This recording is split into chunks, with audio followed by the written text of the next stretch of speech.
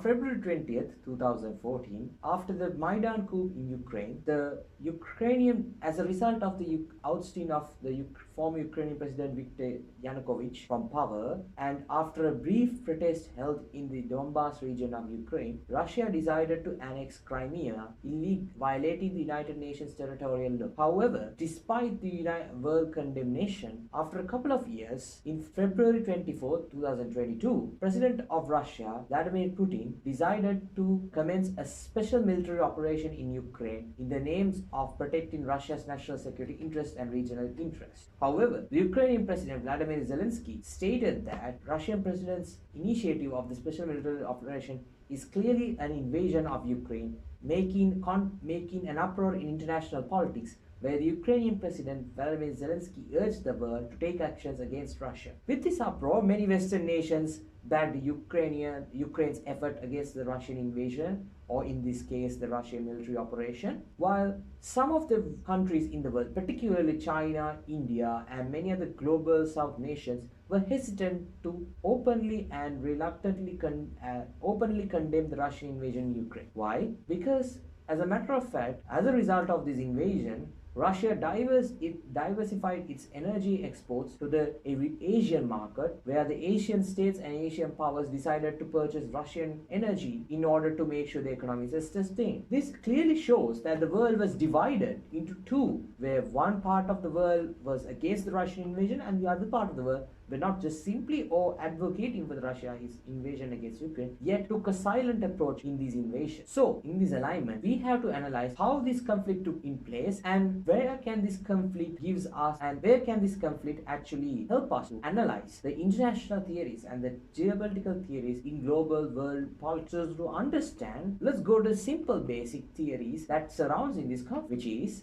we have two theories to be taken into this conflict in the first place. We have the Heartland theory and the Rimland. Now, by name itself, it seems very complex, but yet again, it has a simple meaning based on the world's geopolitical alignments and the world's geographic location, where this invasion took place in the namesake of these two theories. As per se, many historians and strategists believe that the world's geopolitics are kind of in touch with these two theories. So, let's just take the Ukrainian and Russian war into these two theories, and now let's define how these two theories see this conflict in one way. So let's take the first theory, the Heartland theory. The Heartland theory was developed by the British geopolitical strategist Halford Mackinder. So, according to Mackinder, the Heartland theory, a theory that suggests state, the country, the population, the society that possess the territories of the inner part of the Eurasian continent, which is the present-day Russian massland, the Russian territory, some bits of the Central Asian territory, has the ability to be a global dominant power, simply a world power and a country that can possess world domination. So, the Heartland theory suggests that the country or the population of the society that possess these territories can lead to a world domination. In matter of fact, even though this theory came into as a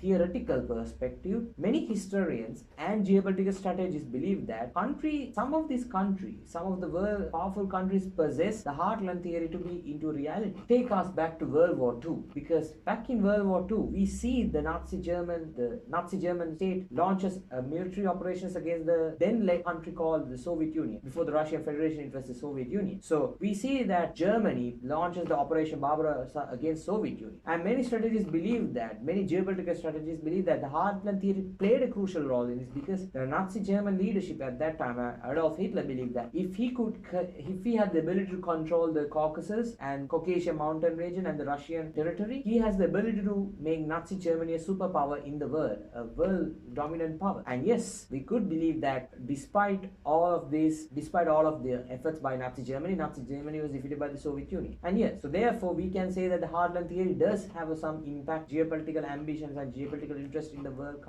political arena. So that's what Heartland theory simply is. So let's go to the simple factor on the Rimland theory. Well, Rimland theory is quite a bit opposing from the Heartland theory's perspective of world politics and the geopolitical location of the world. Rimland theory was developed by Nicholas Pikeman, who believed that the country, the state, the populace, or the society that possessed the control of the coastal region of the Eurasian continent has the ability to gain superpower status or be a world power or a dominating state in the world politics, since it has the upper hand of hegemonic controlling power. Well, in quite contrast into the Heartland theory, the Rimland theory highlights that the Eurasian continent's coastal area, the surrounding territories of the Eurasian continent, has the ability to regain world power status, to gain more upper hand in global domination. And this theory was also believed to be practical in real life by many historians and strategists, since it also took in the real place according to some strategies. Well, in this case, we could take the previous example that was taken to the Heartland theory, which is again after the World War II arena. We see that the Soviet Union retaliates back against Nazi Germany. They defeat Nazi Germany, and they take control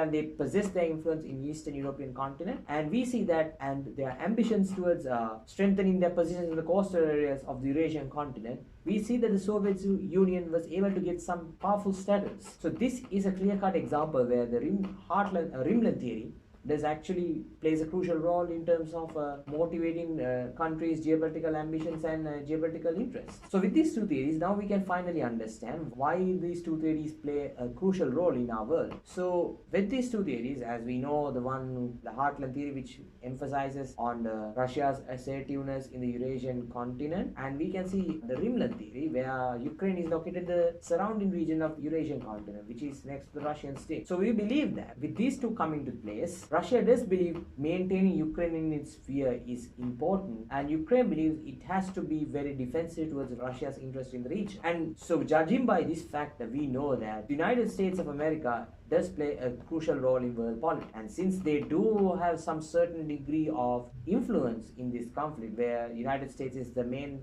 security partner for Ukraine in the Russian-Ukrainian war, we're providing weapons and equipment. We need to understand why does the United States does in this place. Does the United States realize the Rimland theory, where they believe that Ukraine is part of the containing? Does United States believe that Heartland theory and Rimland theory to be more significant in the world politics and geopolitical arena in the world? And why is United States particularly interested in conflict? Well, we could say that the United States must be considering the Heartland theory to be true, because they might see Russia as a threat towards US global domination status.